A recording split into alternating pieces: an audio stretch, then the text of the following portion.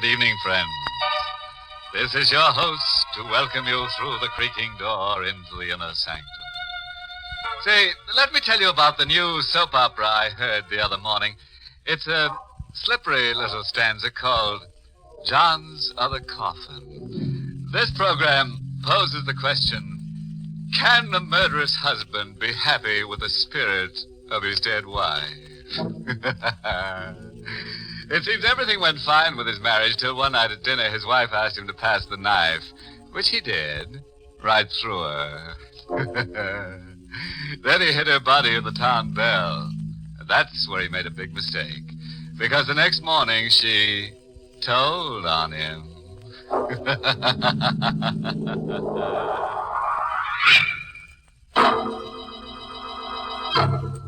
Tonight's Inner Sanctum mystery, Only the Dead Die Twice, was written by Ed Adamson and Bob Sloan and stars Larry Haynes in the role of Johnny with Alice Reinhardt as Vera. Well, folks, sit right down and make yourselves uncomfortable. If you don't see any murder you want, just ask for it. Ready for tonight's cataleptic continuity? Okay, then. Let's get to Johnny Bryce as he tells his story. It all started only 4 hours ago when I put the wagon away for the night. Ask me how I took a job like that, driving a hearse? Well, ask me and I'll tell you I needed a job. Any kind. But it's a job you never get used to. All the time there's that box riding in back of you. 4 hours ago, I got out of the wagon and started to head for Joe's Grill. But I never got to Joe's. Hello? She was standing at the door. Even in the bad light of the garage, she did things to a dress that knocked your eyes out. So I picked up my eyes and looked again. I've been waiting for you. All your life? An hour of it anyway, Johnny. Hey, you know my name. Mm-hmm. Johnny Bryce. I know a lot about you. That puts you one up on me. I'm Vera Craig. I've got something that might interest you, Johnny. Vera, you've got plenty that interests me. I've got $1,000. See? Hey, that stuff almost looks real. It is real, and it's all yours, Johnny. All you have to do for it is use that hearse. What? There's a body I want you to take away. Whose body? Alex. And who is Alec? My husband. He's in our apartment. It's 23 Grove Street. Well, the parlor handles the orders. Why didn't you call them? I couldn't. Why not? My husband has been murdered. Oh. Then you call the cops. The cops like to know about things like that. I can't call the police. You see, I murdered Alec. You killed him? Yeah. I murdered my husband. You say that like you say, pass me the sugar. It wasn't hard. He was rotten mean. I'm not sorry. I've got to get rid of the body. All you have to do, Johnny, is to get it out of the apartment and bury it. Take it out? A dead body? That should be easy enough for you. I'm not touching anything dead. But you're used to death. It's around you all the time. Yeah, it's around me. That's the trouble. You think I like it? You won't do it for me. Not for anybody. Not even for this. I told you. Not even for $1,000. 1,000, Johnny. 10 $100 bills, see? Look, will you stop sticking that dough under my nose? You can do a lot with $1,000, Johnny. Will you stop it? Think of what 1,000 can do for you, Johnny. You say you don't like your job. I hate it. And you won't have to be sick with your work anymore. You can get away from it forever. Forever? This'll be the last time you'll have to drive a hearse. All you have to do is get rid of Alec's body. $1,000, all for you. It'll free you, Johnny. What do you say? $1,000. What do you think I say? I drove the wagon to the address Vera gave me and parked it in a side alley. The house was one of those broken-down brownstones. The halls were dingy and creepy. I was trying to find the door with the name Craig on it. The hall was so dark I didn't see him standing there. You looking for something, mister? What? Yeah, what's the matter? I scare you? What are you doing here? And that's just what I was going to ask you. I don't like people sneaking around these halls. I'm the super. Oh, super. Yeah, what do you want here? Nothing. Well, then what are you looking at the doors for? I've been following you. Well, I'm trying to find a friend's apartment. Yeah, who's your friend? I can tell you the apartment. No, thanks. You don't have to bother. I can find it. Look, mister, I don't like the way you act. Maybe I should call a cop. A cop? Yeah, you heard me. Oh, look, you don't have to call a cop. I told you I'm looking for a friend. Yeah, but you still didn't tell me your friend's name. Okay, he's Alec Craig. Oh, Mr. Craig, huh? Well, why didn't you say so? That makes things different. Mr. Craig's apartment's up on the next floor. Rear of the hall. Rear of the hall. Thanks. Hey, wait a minute. Yeah? What is it? No use going up there. Mr. Craig ain't home. But I was... Yeah, he ain't home. He ain't been home all evening. If he was home, I'd have seen him come in, sure. Okay, then I'll talk to Mrs. Craig instead. Missy, you can't do that, mister. He ain't married. There ain't no Mrs. Craig. What kind of a gag was this? The super said there wasn't any Mrs. Craig. Then who was Vera? Well, after the super walked away, I went upstairs. The door to Craig's apartment was part open. I pushed it the rest of the way and walked in. The living room was as cold and gloomy as a morgue. I wanted to turn and go out, but something kept pulling me. Ask me and I'll tell you it was death. You couldn't see it, but you knew it was there, and you couldn't make it let go of you. It pulled me right through to the next room. Alec Craig was there, just as Vera said. On his white shirt, there was a big red circle. And on the floor next to him, a carving knife. Stained with the same red.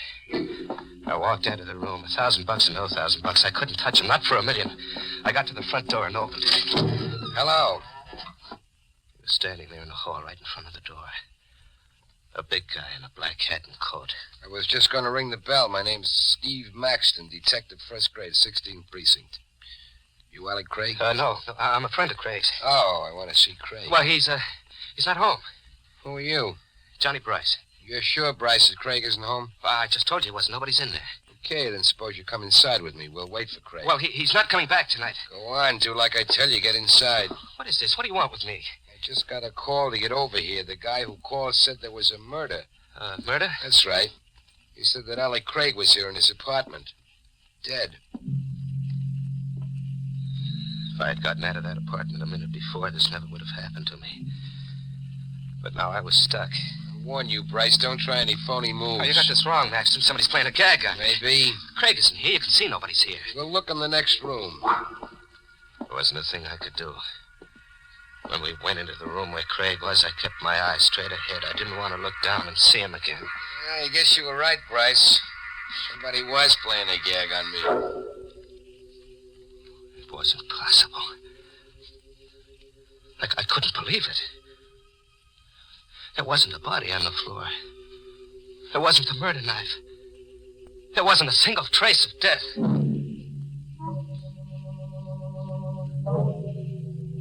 Maxton went out and left me there alone. I stood right on the spot where Craig's dead body had been. My head spinned around like one of those kids' tops that makes that whirling sound. And the sound was my own voice asking myself 100 questions that didn't have any answers, and the whirling sound got worse and worse.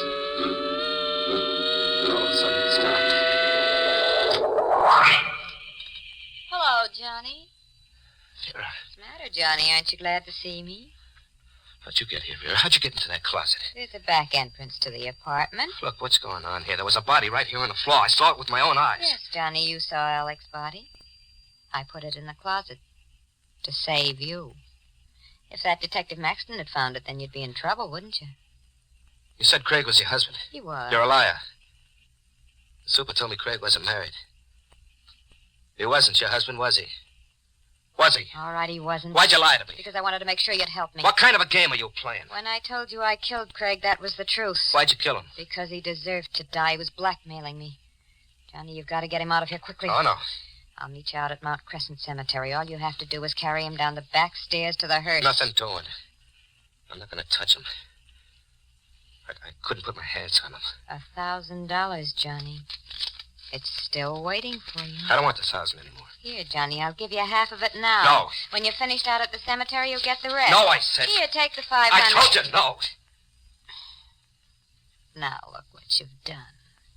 You'll only have to pick it up. I'm not going to pick it up. I don't want any part of your lousy dough. Keep it. The deal's off. Oh, no, Johnny.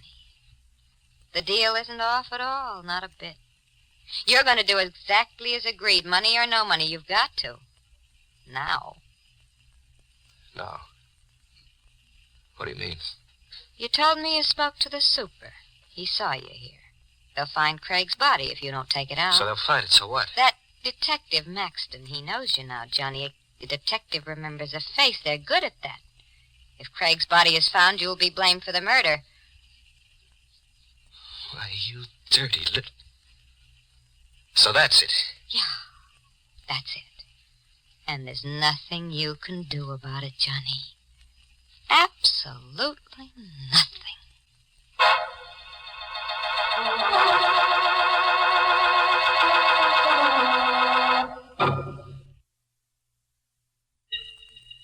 I carried Alec Craig down the back stairs to the wagon. I always thought the dead were cold and stiff. But they're not that way at all. Craig hung over my shoulder like a warm rag doll. And with each step down those dark stairs, he bounced. And his face touched mine. With each step, a scream broke loose down deep inside of me, and I had to bite my tongue to keep the scream from coming out. I finally got him to the wagon. I dropped him into the box. Then I closed the lid. He was there in the box, but I could still feel his weight on my shoulder. His face brushing against mine. I shut the back door and walked to the front of the wagon. Where you going, What? Bryce? Maxton, I said, where you going? what are you doing here? You still didn't answer my question. To the garage. I'm putting the wagon away for the night. You didn't tell me you drove a hearse. You didn't ask me. Didn't I? No. Well, then I guess I didn't ask. I was waiting out front. You didn't come out that way. Oh, there. Backstairs, I had my wagon parked here in the alley. And why didn't you go in through the back? Huh? You went in the front way. How did you know? Oh, maybe I was outside when you got here. Maxton, who are you? You saw my badge. I'm a cop. What do you got in that hearse? Just a box. What's in the box? Nothing. Sure? It's empty. And you wouldn't mind if I had a look. What? Let go of my arm. I tell you, the Bryce. box is empty. What are you so nervous about? Your hand shaking like a leaf. It's a box, I swear. There's nothing in it. That's what you said.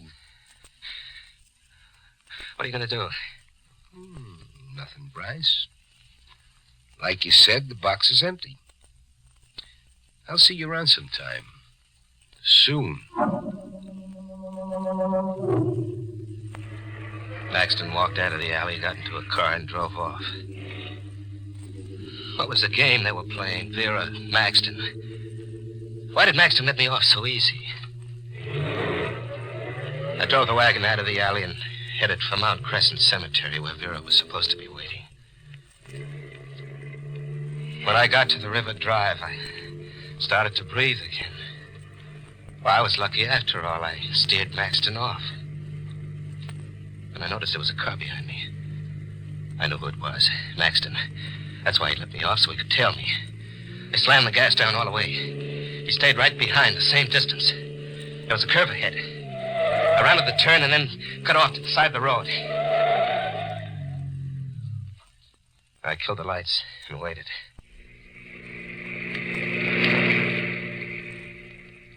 Maxton's car whipped by. I got out of there fast and took a back road for my date with Vera at the cemetery.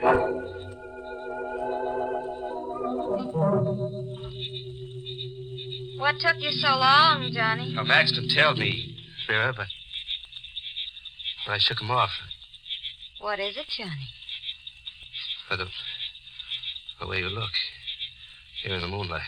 What's the matter with the way I look? There's something about you that reminds me. Reminds you of what, Johnny? Death. You're not something alive or real. Here's the shovel. You'll dig the grave over there near that tree. No, I can't do it. I can't do any more. This way, Johnny. Stay where you are, Bryce. Maxton. Thought you got rid of me, eh? Maxton, believe me. I had nothing to do with it. It was all her idea. I didn't want to come out here. You picked a Lulu this time, Vera. So you found out, Steve. What are you going to do? What is this? A nice yellow Lulu. He tries to pin it all on you. What are you two talking about? So this is the spot where you two have been meeting. Meeting? Cut the act, Bryce. I don't get this. You're wasting your breath. That's not going to save you. I told my wife if I ever Your wife? caught her... Vera's your wife? No use, Johnny. There's nothing we can do about it now. But now I don't... you'll find out everything about us. Maxton was holding the gun level at Vera. She was right. He'd find out everything. Craig's body was a few yards away in that wagon. I couldn't let Maxton find that body. I waited a second, but I jumped out. I saw the gun fly out of his hand. I held him by the coat collar. He brought his right all the way around, but I ducked just in time. Then I buried my fist in his middle. I heard the wind go out of him. Then he dropped to the ground. Come on, Vera, let's get out of here. No, Johnny. He'll be around soon. We can't go yet, Johnny, don't you see? See what? He'll find you. No matter where you go, he'll find you. I know him. You'll hang for Alec Craig's murder. But I didn't kill Craig. You did. We'll both hang. He'll fix it that way. You won't have a chance. Here. Take this.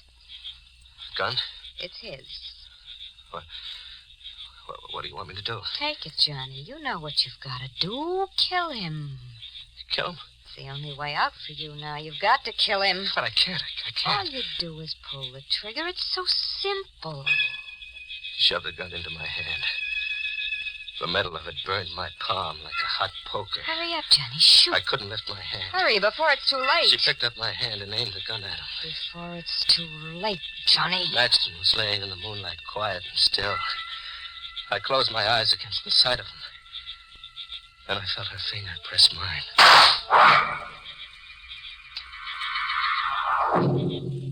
I buried Maxton. All the time I shoveled, Vera stood there watching. That same devil's smile on her face. After I dug another grave, I went back to the wagon to get Craig's body. I opened the little box and reached it. Vera! I sat there in the dark of the wagon, my brain not believing what my hands touched. The insides of the empty box. Vera! She didn't come. I got out of the wagon and started for the grave. Vera! Vera, he's not here, the box. Vera's gone, Bryce. What? It was Craig. Alec Craig. Standing right there in the path in front of me. She's gone, Bryce. Hey, you're dead. I put you in the box. You're dead. Here, Bryce, touch my hand. No, stay away from me. Touch me, Bryce. Feel how dead I am. Don't you come in. You don't have to be afraid, Bryce. I'm not dead, not really. You are. She killed you. That blood on your shirt, that's where the There's knife... blood?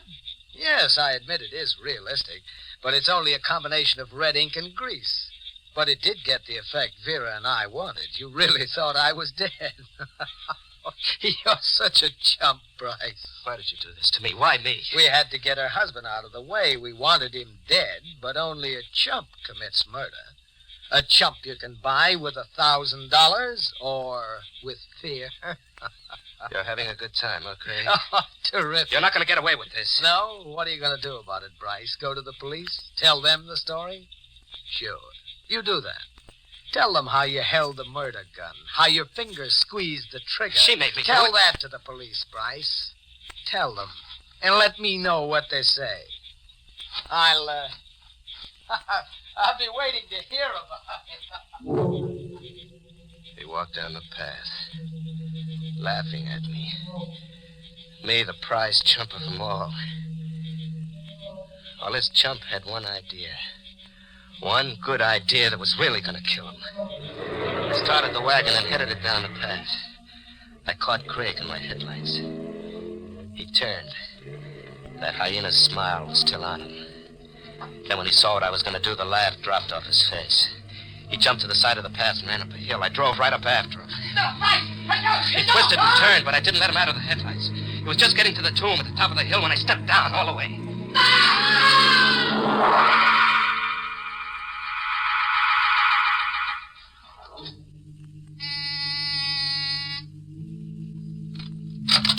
Alec, what took you so long? Hello, Vera. the matter? Aren't you glad to see me? What are you doing here? We'll talk about it inside. There's nothing to talk about. I said I'm coming in. Get out of here. It's no way to treat an old friend. Craig told me all about it. How you framed me into the murder. Of course he told you. It was all my idea. Cute idea. Told you before, there's nothing we have to talk about it, so you might as well leave. You're expecting Craig, that right, Vera? None of your business now. Either you get out Craig won't be here. What? He couldn't make it, Vera. On account of he's dead. That's right, good and dead. You should have heard him scream when the wagon hit him. You should have heard him, Vera. You're lying. You wouldn't do a thing like that. You're not a murderer. Sure I am, Vera. You made me a murderer. You remember this gun, don't you, Vera? Johnny, listen. All you do is pull the trigger. It's so simple, remember? Johnny, that's $1,000. Oh, yeah. The 1,000. This is where I came in. You can have it now. You can do a lot with $1,000. Right, Johnny, that's right. You can get away from everything you hate. You won't have to be near death anymore. You can be free of it forever. The phone. What are you... 1,000. Is it still all there, Vera? Yes, Johnny, yes, all of it, and it's yours now. You've earned it. Operator. The police. Police? Johnny, what are you doing? Why are you calling... Hello? My name's Johnny Bryce. I want to report a murder. Oh, you crazy fool. They'll hang you. The one who was killed? Her name is Vera Maxton. No. The address is 23 Grove Street. The killer? Sure. His name is Johnny Bryce. No, Yeah, that's right, me. Oh, I'll be waiting right here for you. Johnny, don't do it, please. You can have 1,000. Even more, 3,000, Johnny. 5. Listen, Johnny, even more than 5. I'll get you as much as you want. Anything. Johnny, stop.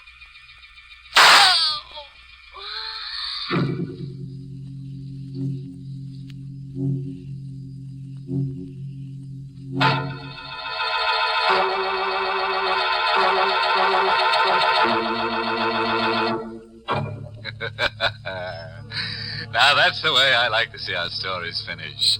Plenty of corpses and no remorses.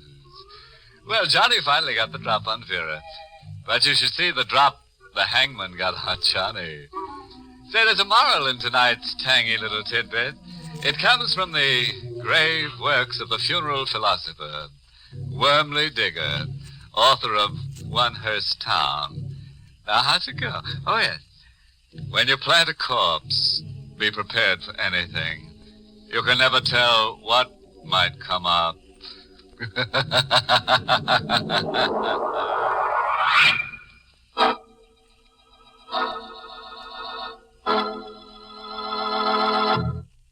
Good night. Pleasant dreams.